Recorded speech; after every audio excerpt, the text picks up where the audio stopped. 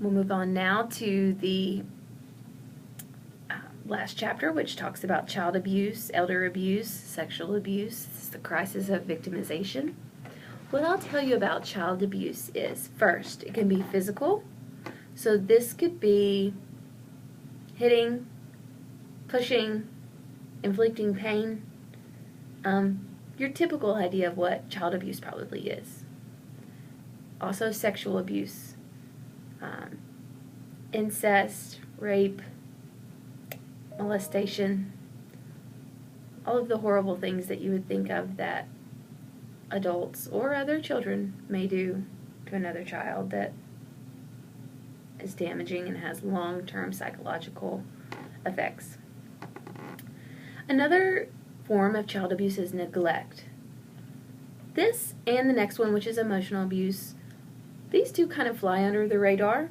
You don't immediately think of them when you think of child abuse. And neglect, you might think of it as an extreme. So you might think neglect is keeping a child in a room with no food, no clothing, depriving them of the necessary things they need to survive. This is not it. Neglect can be things that you see that seem not good, but not terribly damaging. For example, a parent might have a high school student who often feigns illness in the morning or doesn't want to go to school because of anxiety, and they consistently let the child stay out of school.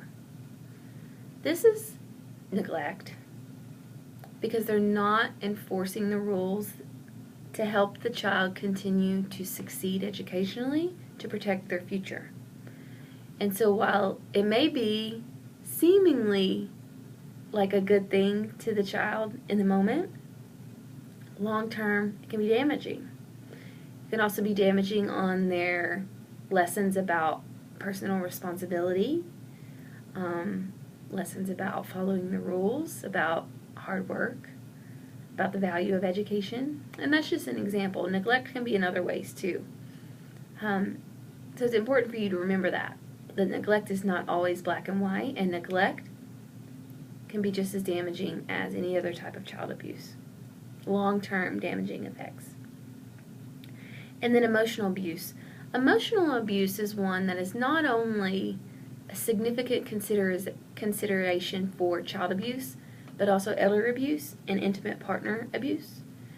So it's hard because each child, each elder, each person in a relationship is different.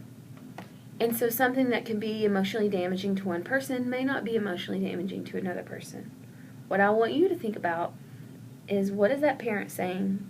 What is that caretaker saying or doing? What is that partner or coworker or other person in a relationship, friend, doing that pushes that person down, that just destroys their self-esteem, that hurts them emotionally over and over, that has a long-term damaging effect. So for a child, this could be the parent is polarized in their emotional reactions. Sometimes the child does something and gets praise. Sometimes the child does the exact same thing and gets disparaged or gets yelled at, or the parent gets mad. And so the child doesn't know what emotional safety is. They don't know where they stand. Another could be constantly criticizing the child. Things like, oh, you can never do good in school. Of course you failed. Or of course you didn't win your ball game. Things like that. So it's just horrible things, but also subtle things that can be emotionally abusive. Another thing you need to think about for child abuse, there's no need for clear evidence for you to report suspicion of child abuse. So you could be working with a client as a human services professional, as a social worker, as a caseworker, as a counselor, and think maybe this child, or even maybe this elder is being abused, but I don't know. I haven't seen bruises. I don't have any pictures of those bruises. Those things are not necessary. What's necessary is that you report, and then the agency that you report to then will conduct an investigation. So it's not your job to be the judge, to provide all the evidence, but if you have a thought or a feeling, then morally and ethically it's your responsibility to report. Elder abuse is often centralized around the stress of caretaking, and so someone that maybe had a good relationship with the elder they're caring for all of a sudden has to care for this person 24/7, so it's like having a small child again.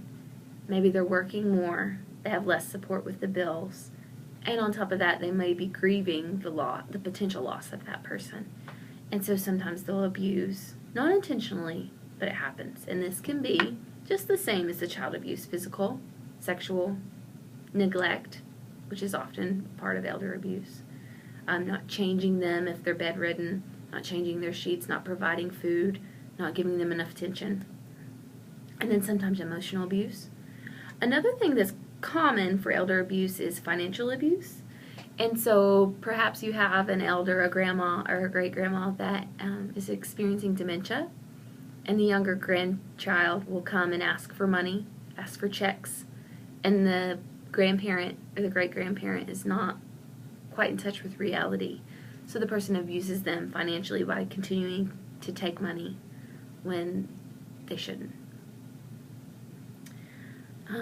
On to sexual abuse. You'll read a lot about this and you'll write about it in your writing reflection. But what I wanted to mention is that survivors of sexual abuse need first and foremost to feel safe. And this safety is the readily available safety of a building, to not be abused or attacked again, but also emotional safety from you as a crisis worker, just to know that they can tell you what they want to tell you, or that they cannot, and that you can just be there with them either way, that they're safe with you. They also need to be supported, so you support them in a way that's encouraging, but also maybe provide suggestions for what they can do to move forward to be able to function. And finally, to help them learn to cope. So someone that experiences sexual abuse is likely to experience PTSD after the fact, or acute stress disorder immediately.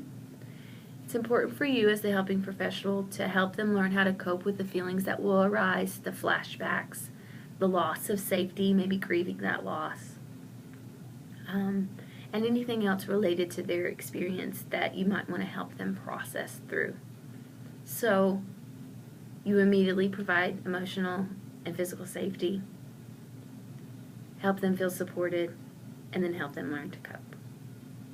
I hope these things were helpful for you. Just a couple main points that I picked out of the chapter. The rest of the chapter is important, and you'll be quizzed and tested on other parts of the chapters. But those are just a few things that I had personal thoughts to share with you that I thought maybe will be helpful. Please let me know if you have any questions about any of this. Good luck as you continue this semester. I hope that you continue as strong as you began and that you finish strong as well.